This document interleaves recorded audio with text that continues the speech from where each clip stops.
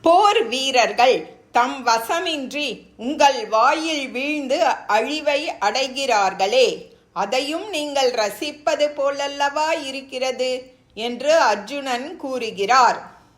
லேலிஹ்யசே கிரசமான சமந்தாத் லோகான் சமக்ரான் வதனைர்ஜ்வலத்பிஹி தேஜோபிராபூர்ய ஜகத் சமக்ரம் பாசஸ்தவோக்ராஃப் பிரதபந்தி விஷ்ணு. அனைத்து மக்களையும் தீ உமிழ்கின்ற வாய்களால் விழுங்கிக் கொண்டு எல்லா பக்கங்களிலிருந்தும் திரும்ப திரும்ப நாக்குகளால் துளாவுகிறீர்கள். விஷ்ணுவே, உங்களுடைய பயங்கரமான ஒலிகள் உலகம் முழுவதையும் மிகுந்த வெப்பத்தினால் நிரப்பி வாட்டுகின்றன. ஓம் தத்சத்.